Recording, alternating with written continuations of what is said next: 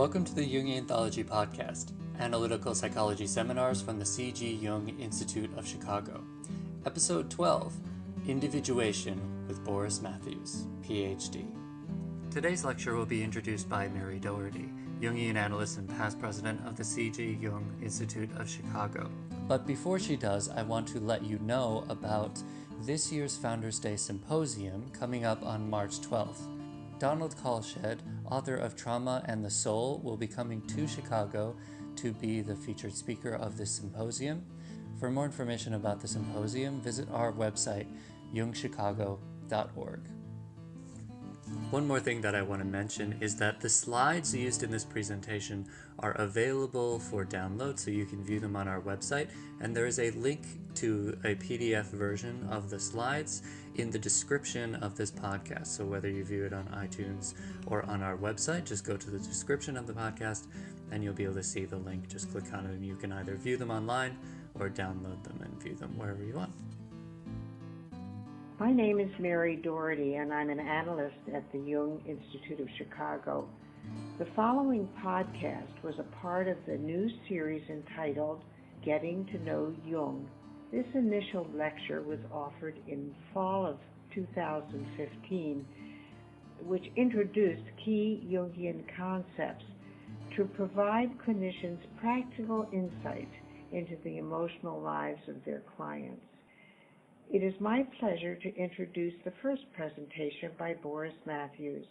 Boris is an analyst in private practice, the former chair of he's in Wisconsin, by the way, the former chair of the analyst training program, and he continues as a senior faculty member in that program. He also conducts study groups in various settings. In his lecture, Boris explores the term adaptation as it is used within the Jungian context and expands its meaning in relationship to the process of individuation as defined by Jung. Boris speaks of adaptation as articulating one's potential, of recognizing the law of one's own being, and of living with conscious, deliberate intention. He goes on to explain that there is an adaptation to outer conditions as well as an adaptation to inner conditions. Adapting to both the outer and the inner conditions of our life requires that we engage Jung's dynamic use of psychological types and attitudes. Boris then grounds these concepts in clinical practice by applying them to the amplification of his patient's dream material. I think you're going to find this tape very useful.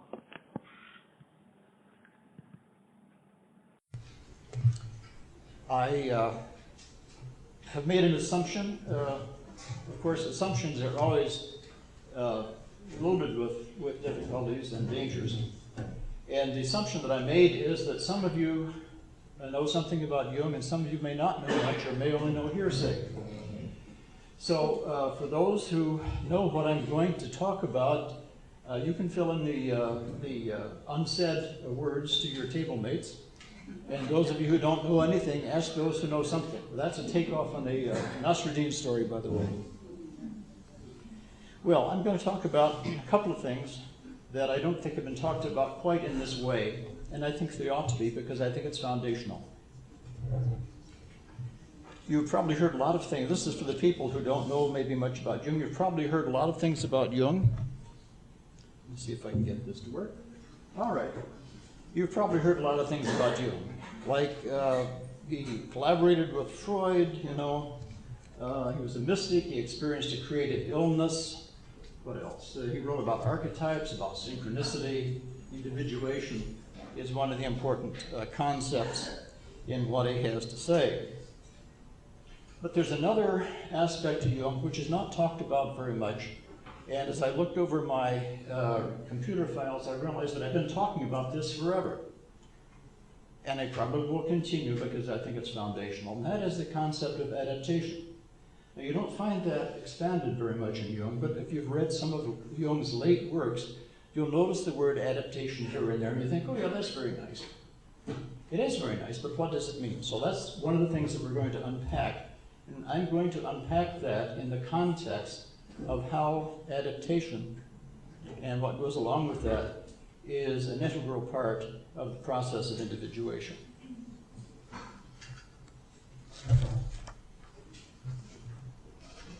So individuation means several things. It means becoming whole, that's one of them. Wholeness, of course, means some actual knowledge about oneself. It also means self-acceptance. Self-acceptance, as I will quote Jung in a moment, is not an easy thing, but it's an important thing.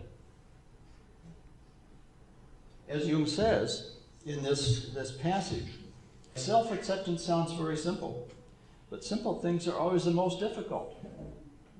In actual life, it requires the greatest art to be simple, and so the acceptance of oneself is the essence of the moral problem and the acid test of one's whole outlook on life. Now, self-acceptance means also accepting as real where we stumble, where we fall, where we screw up. And it also means, I think, accepting our history and being reminded of those times when we did the best we could, although it wasn't the best we knew. And so there's still guilt and shame and embarrassment around that. And embracing that too. Not flaunting it, but saying, yeah, all right, that's part of me, that has been part of me.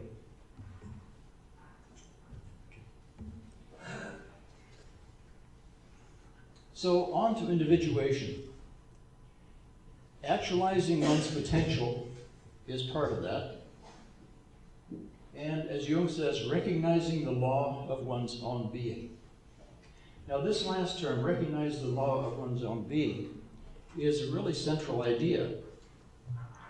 And that means that we pay attention to ourselves, and we pay attention to what, very simply put, draws us onward or summons us or calls us, the idea of vocation or calling. Now, calling can be a very short-term thing. It can be a long-term thing. It can be as simple as not knowing what to do after a day's work, and you wander around until you notice a certain inclination of something is drawing your attention. But in the longer term, that sense of, if you will, life purpose, life goal, what we're about here on the planet, is what it is to follow the law of one's being. And of course, that takes knowledge and courage.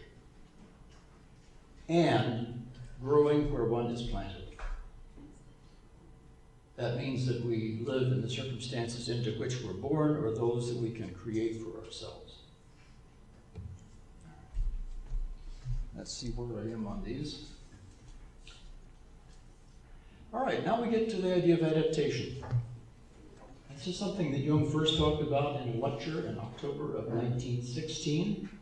This was after he had parted company from Freud.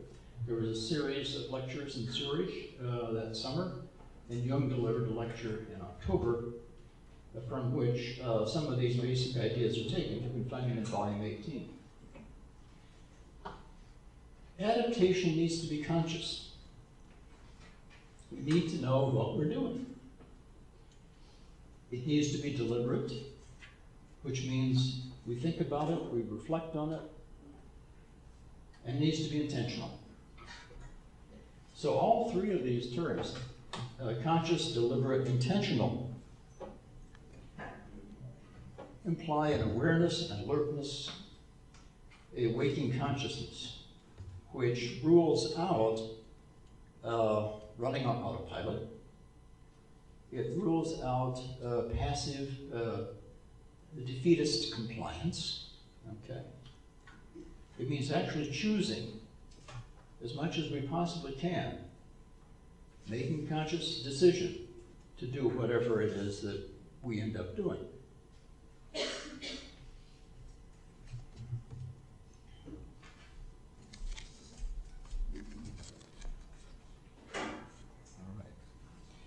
So now there are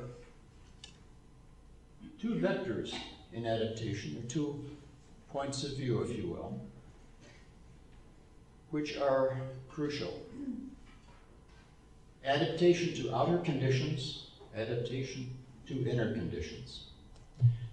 The adaptation to outer conditions means the world around us, the conscious judgments we have made, the situation we're in, our waking context, however long a time period that extends to. It's the day, it's the week, it's the month, it's the decade, it's the phase of life. So making a conscious, intentional, deliberate way of finding a way to live with outer conditions, which are as good as we can make it at the time, or good enough. Now, that's fairly easy to grasp, but when Jung talks about adaptation to inner conditions, we're in a little bit of a different dimension. So let's see if I can find what he says here about that. He says, this is from volume 18, the end, Adaptation, Individuation, Collectivity is the name of the essay. He says, by inner conditions are meant those facts or data which force themselves upon my inner perception from the unconscious, independently of my conscious judgments, and sometimes even in opposition to it. Adaptation to inner conditions would thus be adaptation to the unconscious. This is really loaded, and this is really crucial. And I'm going to read it again. And a contrast. Okay, so I've just read inner conditions. What does it say about outer conditions? Now I'll get back and reread. By outer conditions are meant not only the conditions of the surrounding world, but also my conscious judgment, which I have formed of objective things. Then now reading their inner conditions, quote, by inner conditions are meant those facts or data which force themselves on my inner perception from the unconscious, from outside of my waking consciousness, okay? Independently of my conscious judgment, and sometimes even in opposition to it. Adaptation to inner conditions would thus be adaptation to the unconscious. There's an awful lot in that, but very simply stated, you know,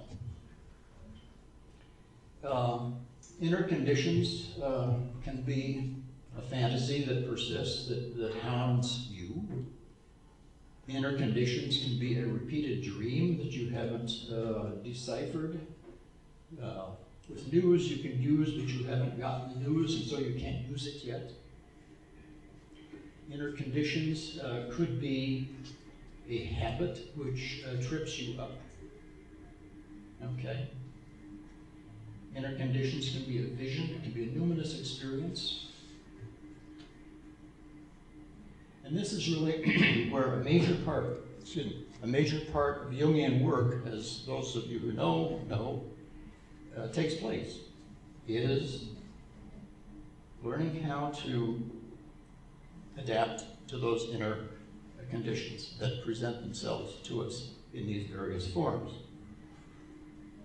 So the optimal situation is finding this relatively functional balance between extroversion and introversion, between adaptation to outer conditions, which we can recognize as extroversion, and adaptation to inner conditions, which we can recognize as introversion. Now, to do this, we get into psychological type. Many of you are familiar with that from the Myers-Briggs type inventory. I want you, if you can, set aside whatever you think you know about psychological type for the moment. And see if you can just get into these basic ideas here that we're going to, I'm going to put up here on screen. And let's see if I can get that right. All right. So to operationalize these two attitudes is the question: how do we do it?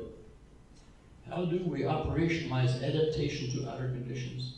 How do we make practical, make real, operationalize adaptation to inner conditions? Well, we need to perceive what's going on. We need to see what the data is. We need to see what the data may imply. From the Myers-Briggs type inventory, you'll recognize that they label this, or Myers and Briggs label this as perceiving functions. Yeah, perceiving functions. Registering the data, internal data, external data. Then we also have to make choices, decisions, judgments about where the data fit and what the data mean. And you'll recognize these as the functions of judging. So in the MBTI, those of you who are familiar with it, you recall that there is that it is a 4-letter formula, and the last letter is either a P or a J. And that refers to the perceiving functions or the judging functions. So, extroversion and introversion then. Here's what I've already said. Extroversion is the attitude by which a person relates to outer conditions. Not only the conditions of the surrounding world, but also the conscious judgments which a person has made of objective things. And this definition is actually from that 1916 talk, which is in the collected works. Introversion is the attitude that relates one to inner conditions, meaning those facts, those data which come to us from the unconscious, from inner perception of what's happening and brought to our attention in that way. Adaptation to the two inner conditions then is adaptation to the unconscious. I'm going to take a brief riff here as something that's not on screen. As you know, psychological type has become popular. It has turned into a trade for some people. It's kind of a stepchild in analytical psychology, which is most unfortunate. It's not paid adequate attention to. But very often, you will hear people say, well, I am a T, or I am an extrovert. I am, or so-and-so is an introvert. And I protest that vehemently. Because it's not what Jung had in mind. It does not serve us well, and it misses some very important points. So here's what Jung himself said in the preface to a 1936 edition, which came out in Argentina. Here's why he got into type. If one is plunged, as I am for professional reasons, into the chaos of psychological opinions, prejudices, and susceptibilities, one gets a profound and indelible impression of the diversity of individual psychic dispositions, tendencies, and convictions, while on the other hand, one increasingly feels the need for some kind of order among the chaotic multiplicity of points of view. This need calls for a critical orientation and for general principles and criteria, not too specific in their formulation, which serve as points of reference in sorting out the empirical material. All right, he wanted a critical psychology. He wanted something not too specific and not too general that would really be workable in a clinical setting. And then he says that a fundamental tendency in his work has been overlooked. And that is, well, let's see. The tendency was not to create a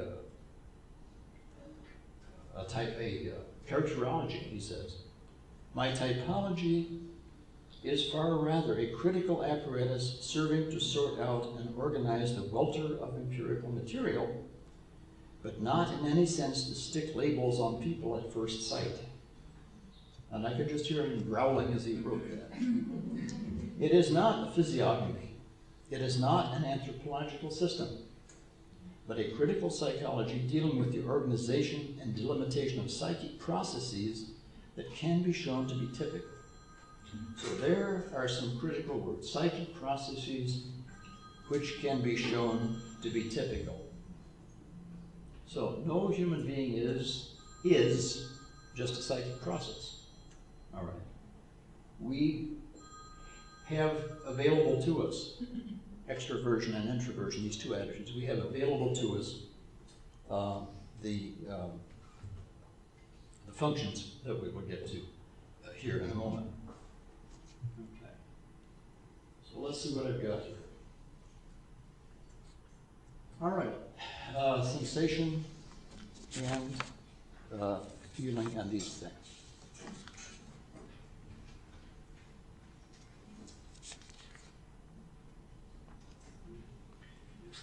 As you can see here, the perceiving functions would be what Jung calls sensation and intuition, and the judging functions would be what Jung calls thinking and feeling. Perception of data with the physical senses. Fair enough. Intuition. Perception of data without benefit of physical senses. That's my phrase. Jung says via the unconscious, which doesn't really help us very much. Okay. Perception of data without benefit of physical senses. We don't need our eyes, we don't need our ears. It's in the mind's eye, it's in the mind's ear that we perceive these things. Thinking is a way of judging where data fit in recognized or into known patterns, or judging, thinking is also the process of creating those patterns. I'll give an example. And then we get to the difficult one, feeling. Feeling, in its narrow sense, and its precise sense as Jung uses it and as it ought to be used in analytical psychology, is evaluating data in terms of human value. Now, why is it so difficult to get clear what the feeling function is? So I'm going to go through several negative definitions. And I will preface that by examples of how the word feeling is used. I feel anxious this morning. That's an emotion. I feel tired. That's perception of a physical state. Well, I feel that this is a very humid day. That's a judgment. That's, again, a perception. I feel I ought to X, Y, and Z. Okay. Well, is that think, or is that the pressure of a superego acting on me?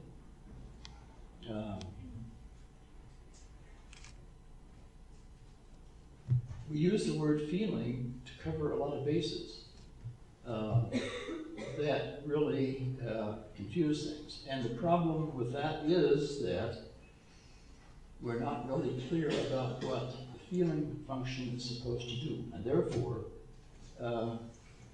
we contaminate the word with lots of other usages. When you get down to making judgments in terms of human values, you see, that clarifies things a whole lot. So my feeling function says that it is not suitable for me to have my cell phone ringing at a funeral. That's a judgment. It's not suitable. It's not fitting. All right? It's not suitable to me personally to put up with a lot of extended loud noise. That's a judgment. It's not good for me. So I hope you're getting some sense now of values that affect a larger group of people. The cell phone at the funeral? No. You just don't do that to people. And you're not ringing your cell phones in here, so you've got good extroverted feeling this morning, and I thank you for that. And I shut mine down too, so it's not going to ring on you.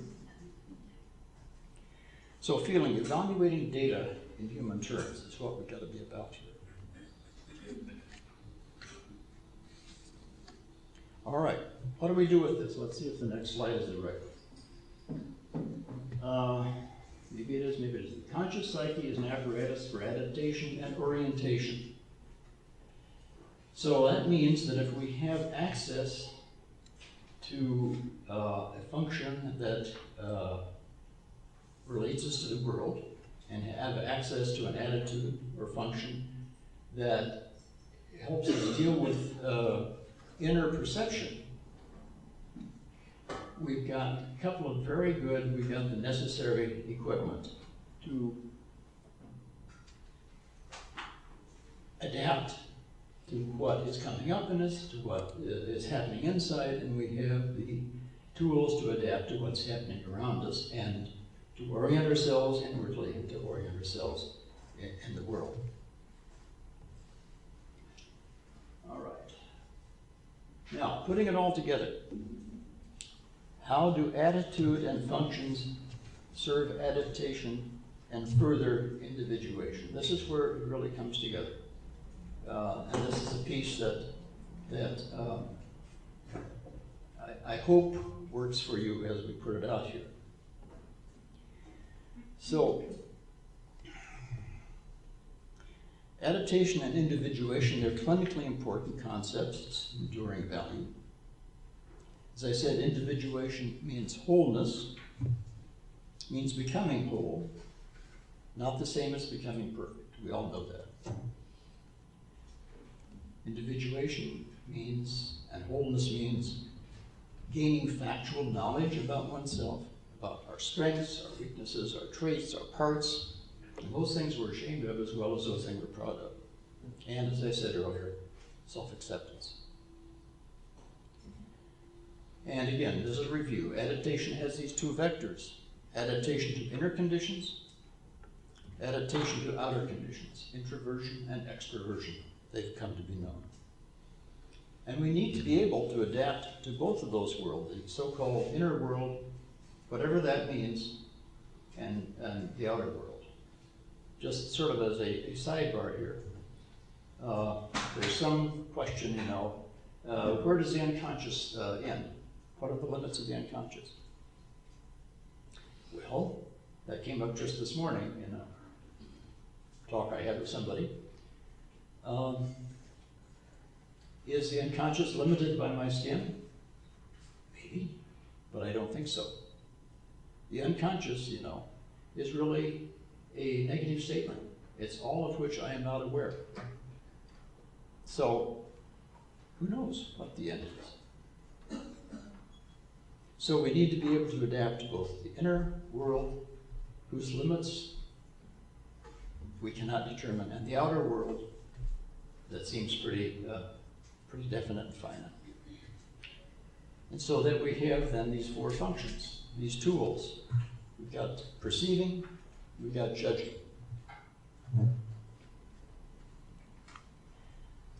I want to give then briefly a dream example that perhaps will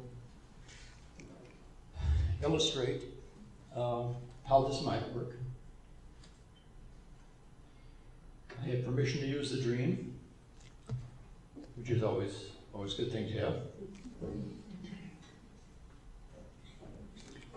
It's a seemingly simple dream. The dreamer relates that he is observing a scene. The setting is the high desert of the West. He sees himself in one of the train cars on a 19th century train chugging through the high desert. It's daytime.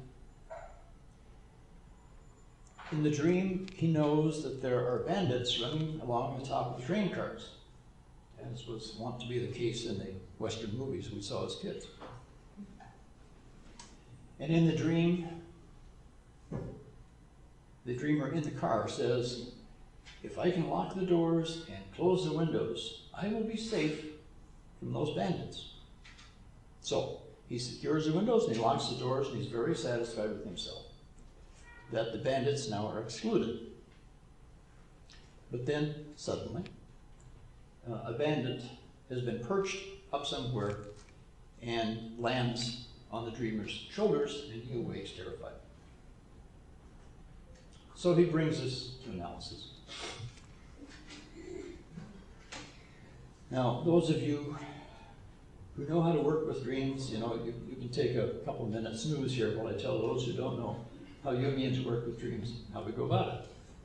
We need to know who the dreamer is. And we need to know who the dreamer is because of a very fundamental relationship between the unconscious and consciousness. And that relationship is called compensation. Consciousness does not have the full story, whatever the story is. The unconscious, according to Jung, will supply missing information that is important for the dreamer to be aware of. So in this dream, the dreamer doesn't know whatever news this dream is bringing. All right. What about the dreamer? We need to know not only about compensation, we need to know something about the dreamer himself. Well, this is a guy in his 30s, an academic type, pretty heady, pretty timid, pretty scared, to be assertive. So there we have just a thumbnail that's adequate for understanding the dream. So what we see here is a defensive move in the dream. Locking the windows, locking the doors, and feeling that he has excluded the bandits. All right? So you ask the dreamer, well, for you, what is a bandit?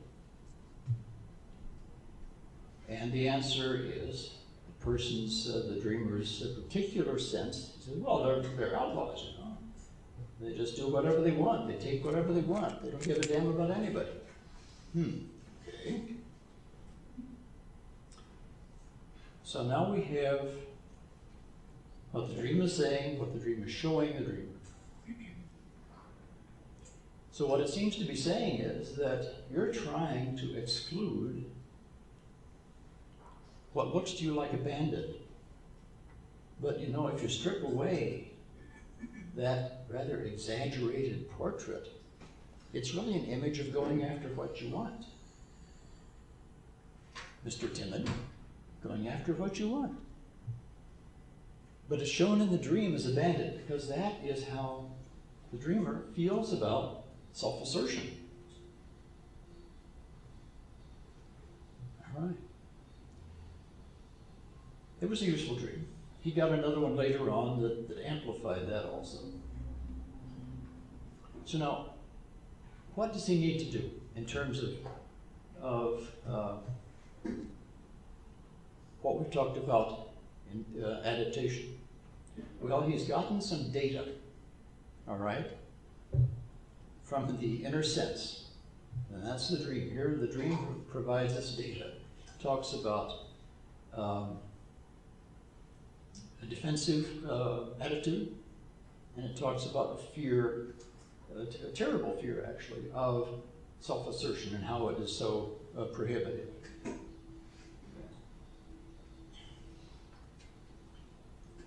We can talk about that now as therapists.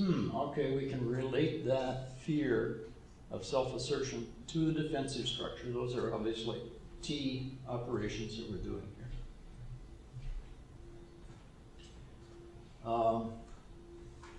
We didn't do much with the possibilities that this dream might carry. But as therapists, you know, we can say, well, for us, as practitioners, looks like we need to find some way to work on this guy's fear of self-assertion, sense of safety with self-assertion. There would be, if you will, an intuition, we're drawing an inference. We also see from the dream the dreamer's evaluation of the bandits in human terms, or in personal terms. That would be his feeling function. If he was introverted feeling, terrible. So far, so good? Okay. Then the question comes, how do we talk about this dream as facilitating this man's individuation, becoming whole? Well, he knows his adaptation in the world, or as therapists we would know his adaptation in the world. We know something about his adaptation to the inner world, those impulses, those drives, okay? He's got to find a way, we have to help him find a way to balance, if you will. First, probably clean up through experimentation, clean up his fear of self-assertion, and find a way that he can, little by little, assert himself in the world. Use that inner impulse, that basic human drive, if you will, in the context in which he lives. And that is a step toward his becoming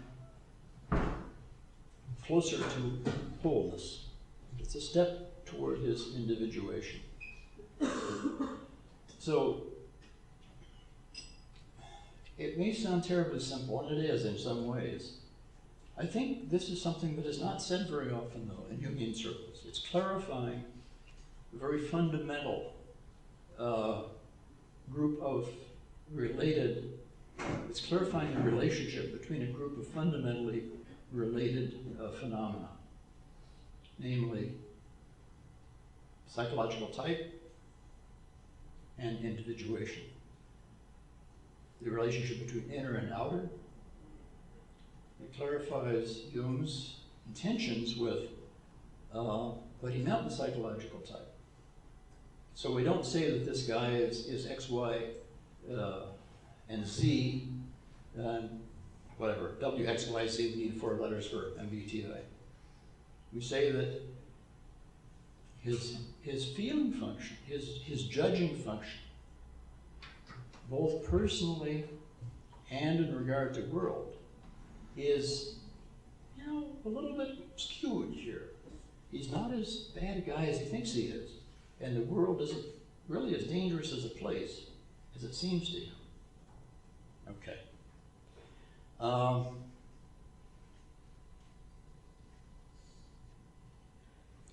So, finishing up here and leave time for, we got about, I'll leave you a few minutes here for questions and comments. Let's see what my next slide is. Okay, we did that. All right. Then in Jung's essay, Development of Personality, he has this really wonderful passage. And he characterizes the goal. He says, the goal, or he wrote, the goal is approached through the optimum development of the whole individual human being, which calls for the absolute affirmation of all that constitutes the individual, the most successful adaptation to universal conditions of existence, coupled with the greatest possible freedom for self-determination.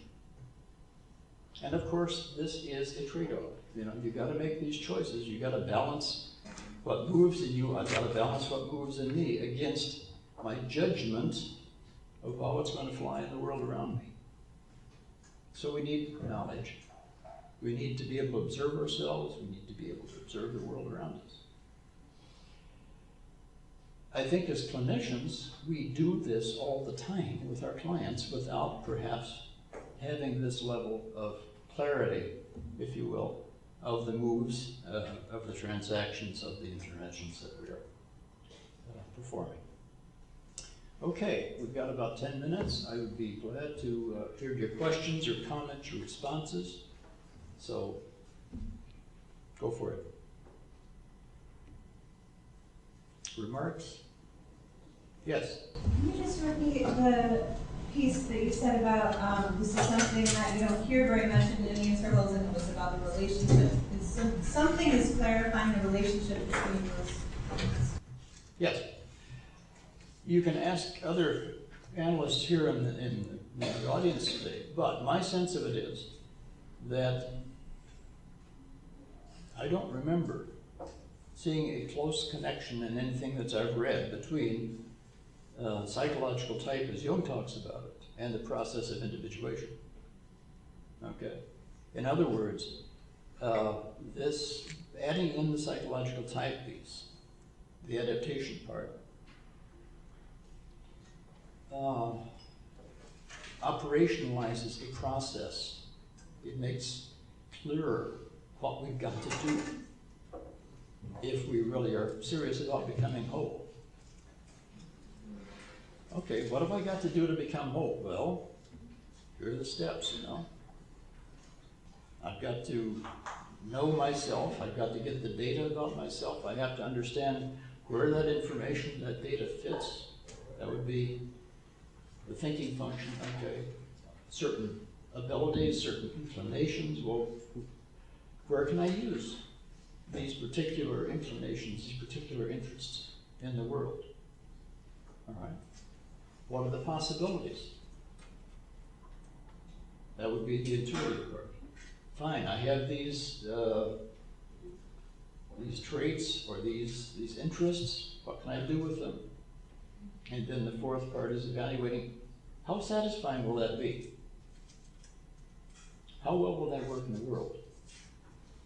Now, so far so good? I think this, you're saying those four elements, it's as if those provide a certain, almost like a, not to oversimplify, but almost like a step-by-step. Just about. Yeah. Just about. So an example just came to me that maybe will be helpful. See if I can get it specific enough. Well, somebody recognizes that he or she has a great interest in, give me an example, a great interest in something, but looking around the world cannot perceive where it would fit. You know, what can I do with this? How can I earn a living? This is what I'm really passionate about. But can I earn a living with it? There we're using psychological type. It's self-perception, but it's also looking out to adapting to the world, finding a place. Where can I make the most of this talent in the world, get paid for it, and live indoors, you know, and have groceries in my fridge? I think some of you have been there. Okay. Is that helpful enough? Did that clarify things okay? Okay. Okay, the gentleman. In your own clinical experience, what would be the biggest challenges or barriers for a person to get to a point of individuation? The biggest challenge? Yes. Or challenges? What I'm going to say is, again, borrowed from Jung, and I can't tell you where he says it, but he does. The biggest challenge is to become a problem to oneself. That is absolutely the biggest problem. When a person says, I can't stand myself, I can't stand the way I am. Okay, then we got something to work with. So after that, then, I think the next big challenge probably is to be able to start seeing where one trips oneself up. Okay?